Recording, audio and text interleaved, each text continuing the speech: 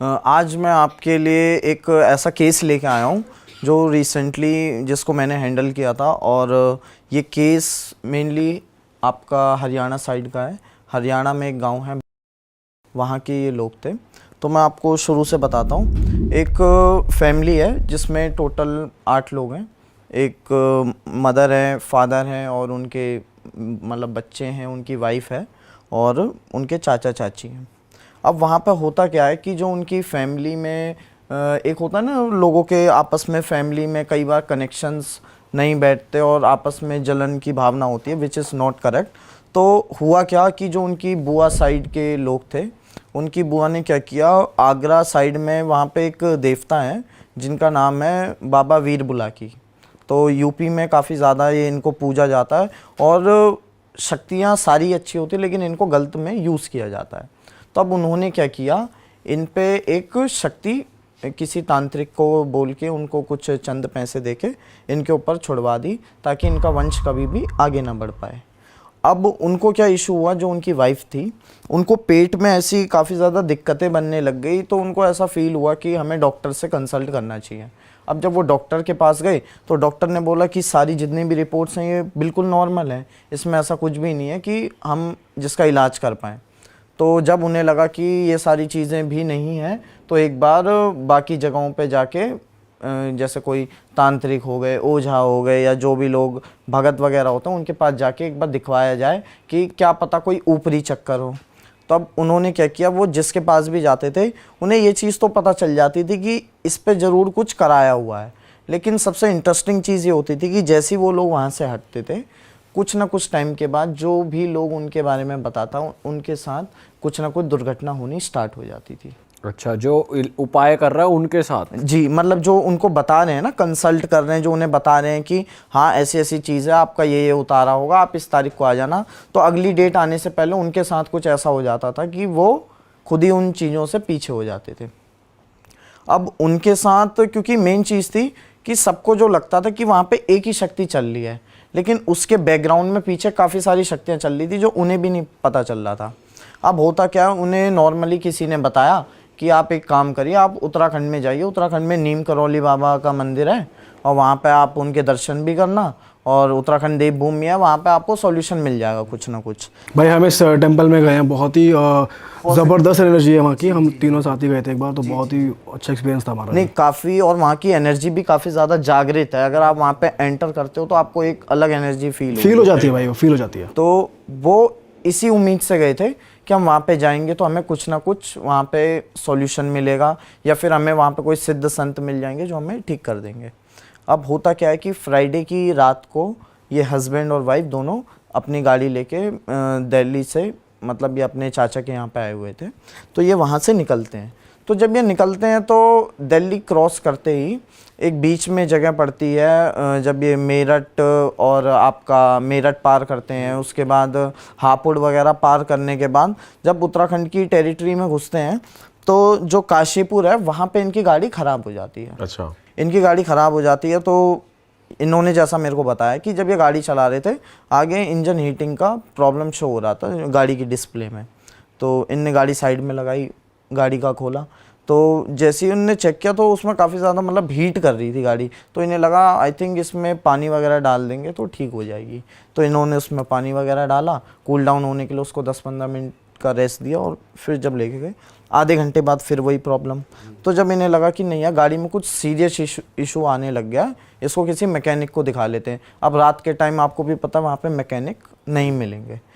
अब इनके साथ सबसे बड़ी ट्रेजेडी क्या हुई कि जैसे तैसे इनका एक ही मोटिव था कि नैनीताल बस पहुँच जाएँ, क्योंकि सुबह दर्शन करने थे। तो इनको ये था मॉर्निंग में मार्केट खुल जाएगी तो वहीं से मैकेनिक से गाड़ी भी ठीक करा लेंगे और अपना हरियाणा को आ जाएंगे। अब इनके साथ ट्रेजेडी ये होती है कि जब ये गाड़ी लेके जा रहे थे तो गाड़ी का ये था कि 25-25 किलोमीटर के गैप में लेके जा रहे थे। 25 किलोमीटर चलाई, पानी फिलअप किया, फिर 25 किलोमीटर ऐसे। और पहाड़ों में गाड़ी को वैसे भी एनर्जी ज़्यादा लगती है क्योंकि चढ़ाई होती है। अब वहाँ पे ये होता है कि पीछे से एक SUV गाड़ी इनको ज़ोर से आके हिट करती है, और जैसे ही ये मतलब जब तक पीछे मुड़ के देखते हैं तो वो उतनी देर में चले जाते हैं। अब इनकी गाड़ी वहाँ पे हो गई थी प्रॉपर बंद। इनको वहाँ पे मतलब दूर दूर तक कुछ नहीं दिख रहा था, सिर्फ अंधेरा था और जंगल था पूरा। तो तब इनको मतलब काफ़ी ज़्यादा डर भी लगा, चीज़ें भी लगी। तो तब जब ये दोनों हस्बैंड वाइफ गाड़ी में बैठे हुए थे तो इनका ये था कि अब गाड़ी में बैठने के अलावा और कोई ऑप्शन हमारे पास है नहीं, हम यहीं पे सेफ़ हैं। तो इनने डोर वगैरह लॉक करके वहाँ पे बैठ गए। तो तब इन्हें दिखता है कि एक आवाज़ सी आ रही है गेट के बाहर से कि दरवाज़ा खोलो। काफ़ी डरावनी आवाज़ थी। तो इनको ये लगा कि इस टाइम पे कौन होगा। तो इन्होंने अपना फ्लैश वगैरह खोला और खिड़की से ही ट्राई किया तो कोई इन्हें वैसा दिखा नहीं। बट इनकी वाइफ की नज़र जब पीछे वाली विंडशील्ड पे गई तो वहाँ पे 2 हाथ ऐसे लगे हुए थे। अब एक तो उत्तराखंड जहाँ पे चीज़ें नॉर्मली चलती ही चलती हैं, कोई बड़ी बात नहीं है। तो तब इनकी हार्ट बीट हो गई बहुत ज़्यादा तेज़ की। अब यहाँ पर पता नहीं कौन सी चीज़ें आ गई, एक तो हम वैसे ही परेशान हैं और ऊपर से हम यहाँ पे आके फंस और गए उल्टा। नॉर्मल इंसान के ही हाथ थे वो पीछे जी गाड़ी जी में। जी जी। अच्छा। तो तब इन्होंने क्या किया, अपने फ़ोन्स में बजरंग बाण आपने सुना होगा, मेनली लोग मतलब भूत प्रेतों से बचाव के लिए यूज़ करते हैं या हनुमान चालीसा। तो इन्होंने बजरंग बाण का वो चालू कर दिया कि एटलीस्ट रात कट जाए। तो ठीक है, वो रात कट गई। बट फिर वहाँ पे जब ये सुबह मॉर्निंग में उठे, इनने अपनी गाड़ी वगैरह ठीक करवाई। तो तब जाके जब इनने नीम करौली बाबा के दर्शन किए तो वहाँ से बाहर आते वक्त ना रोड की लेफ़्ट साइड पे एक गुरुजी खड़े हुए थे। तो वो इनको देख के बुलाते हैं कि इधर आओ। बोला आप यहाँ पे क्यों आए हैं, किसी मन्नत के लिए आए हैं या कैसे? तो उन्होंने बोला कि नहीं, हम ऐसे ऐसे परेशान हैं बहुत ज़्यादा और हमारे को मेन ये है कि पुत्र का या बच्चे का सुख हमें प्राप्त नहीं हो रहा और डॉक्टर भी बता रहे हैं कि ऐसी कोई दिक्कत वाली बात नहीं है और बाकी सब चीज़ ठीक है। तो हमें समझ में नहीं आ रहा क्या हो रहा है। तो वो ये कहते हैं कि अच्छा आप यहाँ पे आए हो, अच्छी बात है, और एक बार ना आप एक काम करो कि उत्तराखंड आपका वापस आना जाना पॉसिबल नहीं हो पाता, दिल्ली में ही एक व्यक्ति हैं, आप उनके पास दिखा लीजिए। तो उन्होंने मेरा मतलब वहाँ पे बोला कि हाँ आप इनके पास चले जाना। आप जानते थे उन बाबा को? हाँ, क्योंकि उत्तराखंड में मेनली जो गुरुज लोग हैं ना उनके साथ हमारे लिंकअप्स हैं। तो मतलब एक ये भी है कि मेरे दादाजी भी उसी स्पिरिचुअल लाइन से कनेक्टेड थे और ऊपर से हमारे इतने सारे पॉडकास्ट भी हुए हैं और बाकी चीज़ें भी हैं। तो उत्तराखंड के मेनली कुमाऊँ रीजन में मेरे को मोस्टली लोग जानते हैं। तो अब उन्होंने ये उनको सजेस्ट किया तो फिर वो दिल्ली आए। तो दिल्ली आने के बाद उनने मेरे को इंस्टा पे कनेक्ट किया। तो जब मैंने उनसे कनेक्ट हुआ तो जो उनने बताया कि इन गुरुजी ने आपके बारे में बताया था ऐसे ऐसे ऐसे।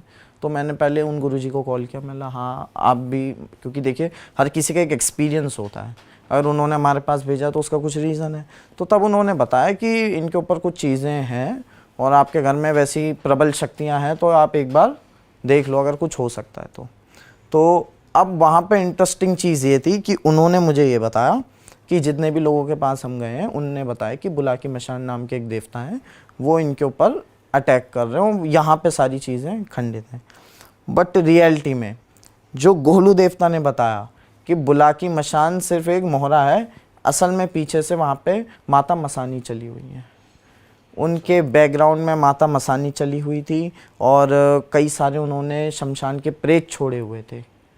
वो वाला चीज़ कोई पकड़ नहीं पाया था, सबको ये लग रहा था कि सिर्फ एक चीज़ है जो इतनी चीज़ें कर रही है। थे पर ये सारे? हाँ, ये सारे थे।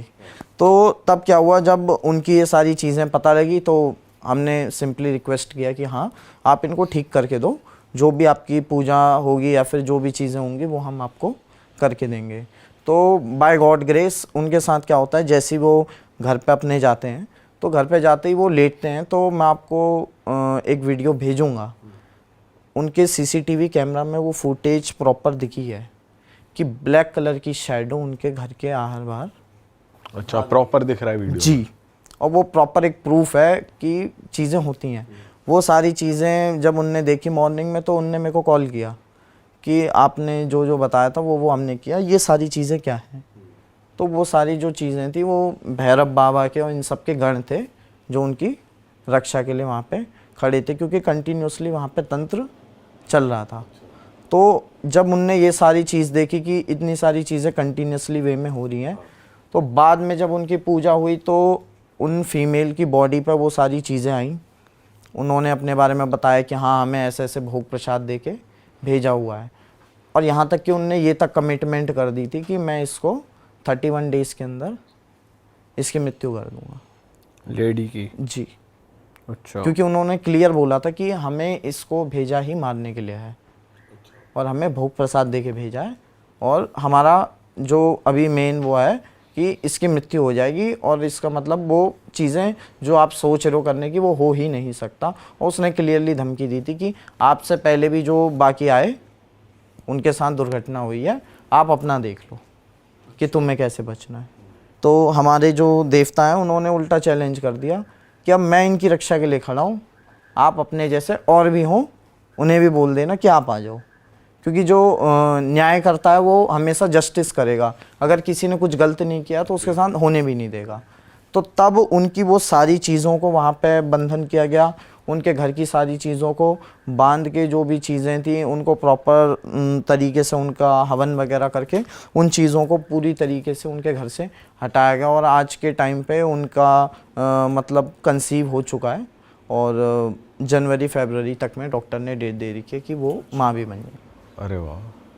तो मतलब ये एक तरीके से सारी चीजें ही ठीक हो गई। जी जी, ये मतलब प्रभु की कृपा है कि उस तरीके से मतलब जो इतनी हैवी चीज़ें थी जिसको नहीं कर पा रहे थे, क्योंकि इंसान के ना बस की कुछ भी नहीं है।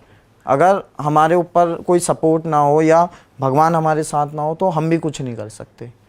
बट जैसे उनका सिर्फ बेबी नहीं हो रहा था, यही प्रॉब्लम थी या और भी चीज़ें हो रही थी घर में उनके साथ? नहीं, मेन इशू बेबी का नहीं था। बेबी का इशू सिर्फ वो इशू था जो उनको दिखने में आ रहा था, लेकिन असल इशू ये भी था कि उनको कई चीज़ें ना रात में परेशान भी करती थी। जैसे जब वो सोते थे तो नॉर्मली गंदे गंदे सपने आना, तो उन्हें ये लगता था कि ये नॉर्मल ही है, क्योंकि बिना सपने के कोई रात जाती नहीं है, तो उन्हें ये लगता था ये सब नॉर्मल ही हो रहा है। लेकिन इन रियलिटी वो सारी चीज़ें उनके शरीर को धीरे धीरे ख़राब कर रहे थे। और भी कुछ हो रहा था सपने के अलावा? सपने हो रहे थे, और कितनी बार उन्होंने बताया ब्लैक कलर के स्पॉट्स उनकी बॉडी में पड़े हुए हैं, उसकी तक उन्होंने मेरे को फ़ोटो भेजी हुई है। जी, कि कैसे उनके हाथ में बैक पे ब्लैक ब्लैक कलर के स्पॉट्स पड़े। नील जैसे पड़ जाते। जी जी जी जी बिल्कुल। ओ, तो काफ़ी ऐसी सारी चीज़ें थी जिसको टैकल किया गया। और फिर ये वो पता अब- चला किसने कराया, कैसे हुआ? जी, उनकी बुआ ने कराया था। उनकी बुआ ने कराया था, आगरा के ही कोई तांत्रिक थे, उनसे करवाया था।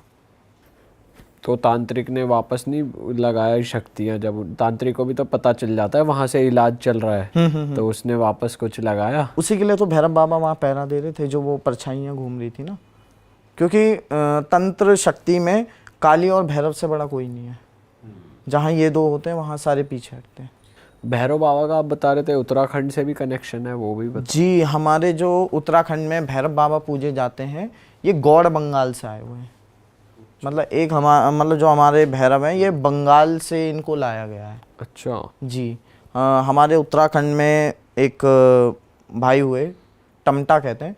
टमटा एक कास्ट होती है जो मेनली जो तांबे के बर्तन होते हैं ना उनका काम करते हैं। जैसे आप अगर कभी उत्तराखंड में गए हो तो आपने देखा होगा वहाँ की जो पानी वगैरह पीने के लिए भी बर्तन इस्तेमाल होते हैं, तांबे की गगरी और तांबे के गिलास, तांबे की थाली वगैरह। तो पहले तांबे की चीज़ें बहुत यूज़ होती थी। जो टमटा थे ना वो काफ़ी सारे उन्होंने बर्तन बनाए, और बर्तन बनाने के लिए मतलब इतनी मेहनत इसलिए करी क्योंकि पहले क्या करना पड़ता था, जैसे बहुत सारे सामान बनाया और उन्हें फिर मार्केट में जाना पड़ता था बेचने के लिए।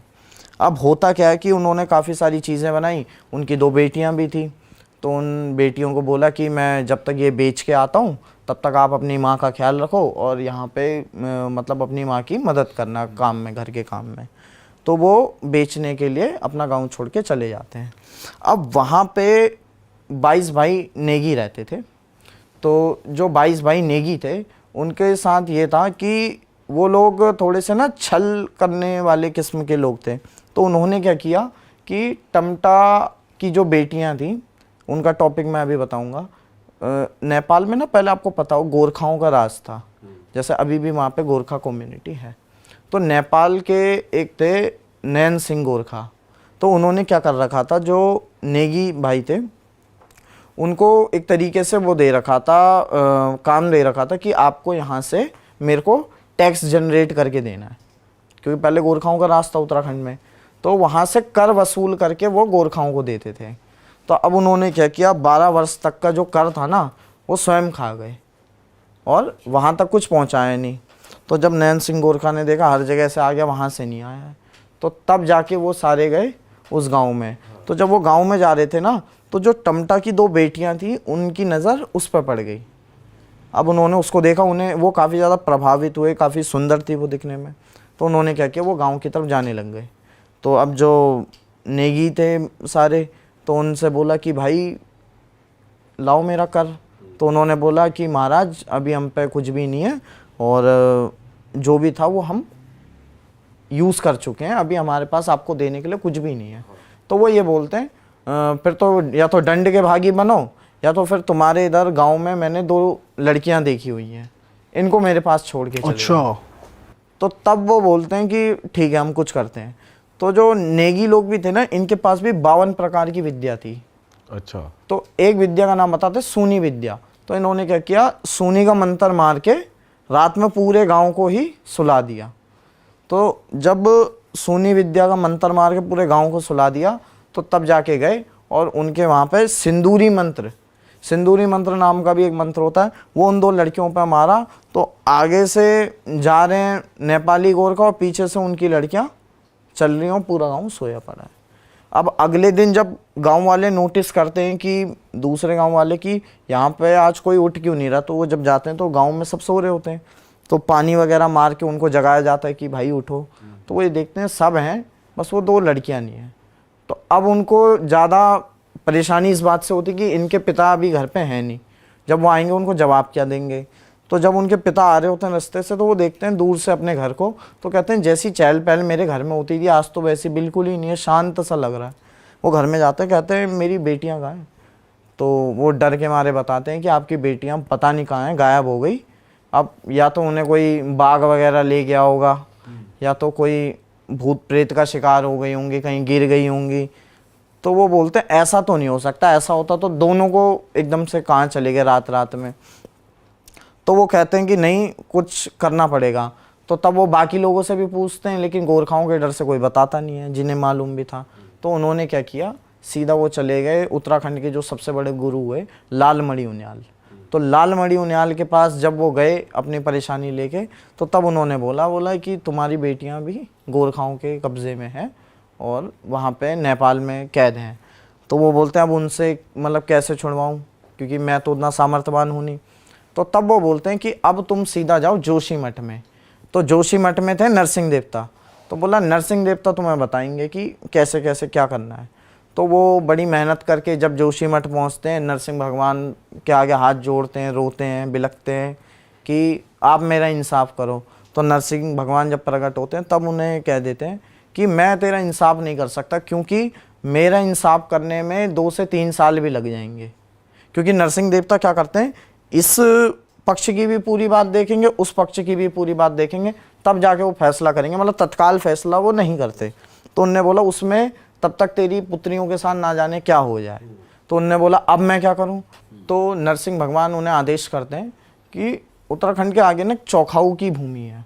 तो चौखाऊ की भूमि में 2 भाई हुंडिया रहते हैं, तो तुम वहाँ जाओ, वो तुम्हें आगे का रास्ता बताएंगे कि गौड़ बंगाल से कैसे भैरव को लाना है। अब जब वो वहाँ पे जाते हैं तो वहाँ पे वो क्या देखते हैं कि 2 भाई हुंडिया, ये क्या होते हैं ना बेसिकली, ये जो मतलब गडरिये देखें ना अपने, जो मतलब भेड़ पालक होते हैं, बकरियां वगैरह चराते हैं, तो इनका मेन काम वही होता है। तो ये बकरियां वगैरह चलाने का इनका काम था। तो अब वो ये देखते हैं कि इनके घर में एक मौत हो रखी है। तो एक उनने बोला ये कौन है। तो उनने बोला ये हमारा ही एक साथी था और इसको ना डाकनी हर के ले गई है, मतलब डाकनी ने इसका वो कर लिया, हरण कर लिया। तो खिचड़ी बना रहे होते हैं, तो वो पूछते हैं कि बताइए आप यहाँ कैसे आए। तो उन्होंने बोला मेरे को नरसिंह देवता ने भेजा है, और उन्होंने बोला आपसे गौड़ बंगाल का रास्ता पूछने के लिए, और मेरे को ऐसे देवता लाने के लिए बोला है बंगाल से। तो वो बोलते हैं अच्छा आपके साथ क्या क्या हुआ। फिर वो पूरी बात बताते कि मेरी बेटियों को ऐसे अपहरण कर लिया नेपाली गोरखाओं ने, ये सब। तो बाद में जैसे एक होता है ना, ये हिंदू संस्कृति है, सनातन संस्कृति, अगर हम कुछ खाते हैं तो मेहमान को भी पूछते हैं। तो वो जब खिचड़ी खाने वाले थे तो एक थाली में खिचड़ी उनके लिए भी रखते हैं कि आप भी खाओ। तो वो कहते हैं भाई मैं कैसे खा लूँ, तुम्हारे घर में मुर्दा मरा हुआ है, और जब तक तेरी भी नहीं होती वो प्रेत आत्मा वहीं भटकती है। तो उन्होंने बोला तुम्हारे घर में तो प्रेत है, सूतक में हम नहीं खाते हैं। तो उन्होंने बोला कि चलो ठीक है। तो उनके पास एक हांडी रखी हुई थी लाल रंग की। तो लाल हांडी का कपड़ा खोल के उसमें काली हांडी और लाल हांडी का जाप मारते हैं। मतलब जब हांडी के अंदर भैरव बाबा थे और भैरव और काली हमेशा दोनों साथ में चलते हैं, तो लाल हांडी में काली और भैरव का जाप मार के जैसे उसमें फूंक मारते हैं, सामने वो जो मुर्दा था वो जिंदा खड़ा हो जाता है। अब टमटा का वहाँ पे दिमाग खराब कि ये कैसे हो गया, जो जिसको मृत्यु आ गई है, जो लेटा पड़ा वो जिंदा कैसे हो गया। तो वो बताता कि ये बकरियां चराते चराते जंगलों में बांसुरी बजाने लग गए थे, तो एक डाकनी ने इनका क्या किया, हरण कर लिया और हरण करके वो ले गए हूण देश में। तो बोला जाता है हूण देश में इनका हरण करके ले गई, और डाकनी शाकनी राकनी जितनी भी ये चीज़ें ये चलती हैं भैरव बाबा के नीचे। तो तब जाके भैरव बाबा को वहाँ से आदेश करके हूण देश भेजा गया, वहाँ से उनकी आत्मा को लाके उस बॉडी में ट्रांसफ़र किया गया। तो वो बताते हैं इस वजह से जिंदा है। तो तब टमटा कहता है मेरे को भी अब यही भैरव चाहिए जो मरे हुए को जिंदा कर सकता है, जिंदा किए हुए को मार सकता है, अब मेरे को यही भैरव चाहिए। तो वो बोलते हैं कि आप हीरामणि बंगाली हैं गुरुजी, आप उनके पास जाओ, वो आपको देंगे ये भैरव। अब वहाँ पे जब जाते हैं तो उनसे बोलते हैं महाराज मुझे भैरव चाहिए, मेरी बेटी के साथ ऐसा ऐसा हो गया, न्याय का फैसला करना है। तो वो बोलते हैं मैं नहीं दूंगा ऐसा भैरव। बोला ये भैरव हम हर किसी को देते ही नहीं है, आप अपने घर जाओ, नहीं मिलेगा। तो कहते हैं ना बिना दक्षिणा के लिए कुछ भी नहीं होता। तो तब वो 1 तोला चांदी और 16 रुपये नकद उनकी थाल में रखते हैं गुरु दक्षिणा के रूप में, कि आप इसको स्वीकार करो, देवता की दक्षिणा स्वीकार करो और मुझे दो। तो तब जाके वो एक हांडी लेते हैं, उसके अंदर जाप मार के 52 काली को, भैरव को, उन सबको बिठा करके ऊपर से हांडी यूं बांध के टमटा को दे देते हैं। बोलते हैं अब तू इसे घर ले जाने तक कहीं बीच में मत रखियो बस। अब हुआ क्या कि जब वो लेके जा रहे तो जाते जाते जंगल के रास्ते वो रास्ता भटक गए और गलती से दूसरी जगह जाने लग गए। अब एक गांव में वहाँ पे हो रही थी पांडव जागर। अब हमारे वहाँ पे ढोल दमोह में जागर होती है, तो जब पांडव जागर में ढोल दमोह की ताल पड़ रही थी तो भैरव बाबा का मन हुआ कि यार मुझे भी ये दृश्य देखना है, पांडव लीला। अब वहाँ पर ताल पड़ रही है तो भैरव बाबा छल करने वाले में सबसे बहुत तेज़, तो भैरव बाबा ने क्या किया, हांडी के अंदर से कुत्ते की आवाज़ निकालनी शुरू कर दी, अच्छा, बिल्ली की आवाज़ निकालनी शुरू कर दी। अब टमटा कंफ्यूज हो रहा, टमटा ने बोला इन लोगों ने मेरे से चांदी भी ले ली, दक्षिणा भी ले ली और मेरा लग रहा पागल बना दिया, क्योंकि उसने थोड़ी देखा था कि अंदर क्या है। उन्होंने बोला लग रहा है इसमें कुत्ते बिल्ली डाल के मेरे को ऐसी पकड़ा दिया और मेरे साथ धोखा कर दिया। अब उसको बोला था नीचे मत रखना, वो नीचे रखते ही जैसे ही खोलता है तो उसमें तो पत्थर होते हैं और भैरव बाबा तो हवा, वो निकल गए। अब जहाँ पे पांडव लीला हो रही थी वहाँ पे भैरव बाबा, अब काला स्वरूप उनका काल भैरव बाबा का, तो वो देखते ही लोगों को लगता है ये मशान आ गया, तो उनको मारते हैं, डराते हैं। अब काल भैरव बाबा को गुस्सा आ जाता है, वो अपने क्रोध में पूरा विध्वंस कर देते। तो लोग कहते हैं कि चलो चलो किसी गुरु के पास जाते हैं, ये पता नहीं क्या चीज़ हो गई हमारे यहाँ, तो पांडव लीला रखवाई थी, ये ऐसी क्या चीज़ आ गई हमारे एरिया में जो इसने इतना वो कर दिया। अब भैरव बाबा की आप माया देखो, वहाँ से वो निकले और गुरु बन गए और लोगों को रोकते हैं कि कहाँ जा रहे हो। वो बोलते हैं हमारे गांव में ऐसी ऐसी बात हो गई ऐसे। तो भैरव बाबा कहते हैं नहीं नहीं, तुम्हारे यहाँ पे भैरव आया, उसको पूजा दो, उसका मंदिर बनाओ, चला जाएगा। मतलब खुद ही के खुद गुरु भी बन गए। और वहाँ पे जाके पहली पूजा उन्होंने वहाँ पे खाई। तो जब पहली पूजा उन्होंने खाई तब उन्हें एकदम से याद आता है कि यार मेरे को तो लड़कियों की रक्षा के लिए लाया गया था, मैं यहाँ पर पूजा खाने बैठ गया। फिर ठीक है, फिर वो वहाँ से हटते हैं। फिर एक काशीलाल नाम के व्यक्ति होते हैं, वो रुदन कर रहे होते हैं, उनके पुत्र नहीं होता, तो उनको 2 पुत्रों का वरदान देते हैं, उनके 2 पुत्र भी हो जाते हैं। तो वहाँ से उनका नाम पड़ता काशीलाल भैरव। तब वहाँ से काशीलाल भैरव होते हुए फिर वो जाते हैं नेपाल। तो जब नेपाल में जाते हैं वहाँ पे बहुत ज़्यादा गोरखाओं ने मतलब वो आतंक मचा रखा होता है, तो उन्हें दंड देते हैं। अब नेपाली लोगों का भी तंत्र अपने आप में प्रचंड होता है, तो उन लोगों ने क्या किया, अपने गुरु को बुलाया, बोला ये जो भी चीज़ है इसको बिठाओ। अब उन्होंने क्या किया, वहाँ पे शमशानी भैरव के नाम का वो जाप पढ़ना शुरू कर दिया कि इस भैरव को यहाँ बांधेंगे। तब भैरव बाबा ने अपना स्वरूप बदल के कचिया भैरव रख दिया, जिसको हमारे यहाँ पे शमशान का भैरव बोल लो या भैरव का सबसे उग्र रूप। और उस भैरव ने उसी गुरु को उसी के घेरे में बांध के वहाँ पे खड़ा कर दिया। अब भैरव बाबा की वहाँ पे उनने माया देख ली सब लोगों ने कि ये वहाँ से चीज़ बहुत ख़तरनाक छूट के आई हुई है। तो अब भैरव बाबा सोचते हैं अगर मैं लड़कियों को इस स्वरूप में लेके जाऊं तो ये स्वरूप तो बड़ा भयानक है, वो डर के मारे वैसे ही ना मर जाएं। तो भैरव बाबा उनके पिता का स्वरूप लेते हैं। तो जैसे उनके पिता का स्वरूप लेते हैं रमोला टमटा का, तो उनके साथ वो अपनी 2 मतलब ऐसे लड़कियों को लेके आते हैं, फिर उनके गांव तक छोड़ देते हैं। फिर उनके पिता देखते हैं हाँ मेरी बच्ची आ गई है, ठीक है, खुश हो जाते हैं। अब भैरव बाबा को उन्होंने वचन दिया था कि मैं तेरे लिए, मेरा जब सब काम हो जाएगा तो जो मेरा खेत है ना, 6 नाली का खेत है, मैं उसमें तेरा बड़ा सा मंदिर बनाऊंगा, तेरे को पूजा दूंगा। अब भैरव बाबा ने अपना वचन पूरा किया। अब उनकी बेटी आ गई, सब चीज़ हो गया, ठीक है। अब 1 साल बीते, 2 साल बीते, 3 साल बीते, जब 12 साल बीत गए तब वहाँ पे क्या होता है कि जो उनकी गाय थी, गाय में से जब दूध निकालते तो उससे खून निकलता था। उनके पूरे खेत सारे बंजर हो गए। जब इतनी सारी विपदा आ गई, फिर से दौड़ के गए लालमणि उनियाल के पास, जिन्होंने उनको भेजा था नरसिंह देवता के पास। तब उनके पास जाते हैं कि आप एक बार देखो कि यहाँ पर कौन से देवता का ऐसा दोष है, क्योंकि मैंने आज तक किसी का कुछ बिगाड़ा नहीं, मेरे साथ ऐसा क्यों हो रहा है। तो वो बोलते हैं ठीक है देखता हूँ। जब वो देखते हैं तो वो बोलते हैं कि तू भूल गया क्या, तू बंगाल से किसको लेके आया था। तब वो कहते हैं हाँ मैंने बंगाल से तो भैरव को लेके आया था, और मेरी लड़कियों के आने की मैंने बोली थी, और लड़कियां आ भी गई हैं, और सब चीज़ मेरा ठीक भी हो गया।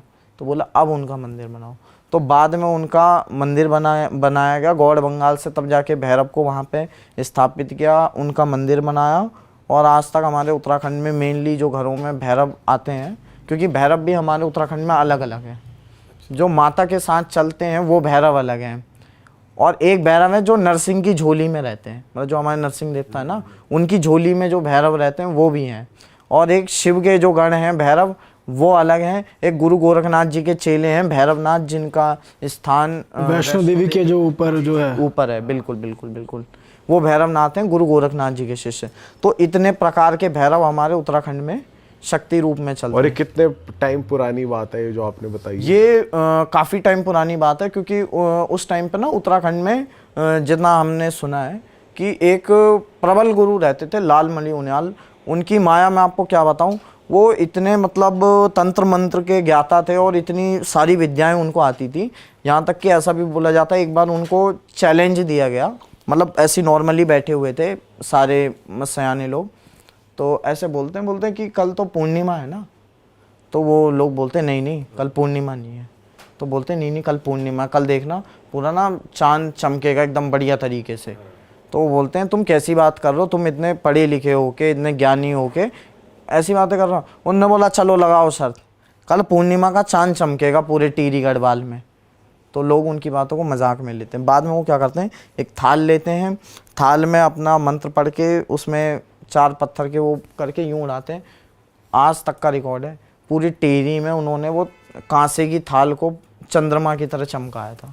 अच्छा, इसीलिए हम आप किसी से भी गढ़वाली से पूछोगे ना, लालमणि उनियाल बहुत बड़ा नाम है गुरुओं में, वो मतलब बहुत ज़्यादा बड़े ज्ञाता थे। और अभी के टाइम पे तो जो करेंटली अच्छे चल रहे हैं, प्रीतम भारतवान जी हैं, उनको पद्म विभूषण भी मिला हुआ है, मतलब मोदी जी की तरफ से। और वो जागर शैली की उन पे ऐसी कृपा है कि उनकी जागर अगर कहीं पे होती है, कहीं पे भी आप करवा लो, शरीर में देवता का अवतरण होना 1000% श्योर है। उन पे इतनी तगड़ी विद्या है, यहाँ तक कि वो अमेरिका तक में जाके जागर शैली का, अमेरिका में यूनिवर्सिटीज़ में उनको इनवाइट किया जाता है कि आप आके जागर शैली का ज्ञान दीजिए। क्योंकि हम जिन चीज़ों को रिस्पेक्ट नहीं करते ना, अमेरिका को कहीं ना कहीं पता चल चुका है कि जैसे वाइब्रेशन की भी एक अपनी पावर होती है। तो वो ये इस चीज़ पर स्टडी कर रहे हैं कि कैसे वाइब्रेशन से उस मतलब एक लोक है वहाँ से हम कनेक्शन बना के, क्योंकि ये अपने आप में बहुत ही गूढ़ विषय है कि किसी के शरीर में कैसे शक्ति अवतरित हो रही है, कैसे देवता अवतरित हो रहा है। अरे वाह, आपने ये वीडियो यहाँ तक देख ली भाई, तुमने हमारी मेहनत सफल कर दिया। तुम ही लोग हो असली रियल हिट। और अगर आपको बहुत मज़ा आ रहा है ऐसी क्लिप्स में, ऐसी वीडियोस में, तो फटाफट जाइए प्लेलिस्ट पे बिंज वॉच कीजिए और सारी वीडियोस देख डालो और मौज काटो। That is it. हम मिलेंगे नए पॉडकास्ट में, नए क्लिप में। Till then bye bye, see you, take care, do subscribe.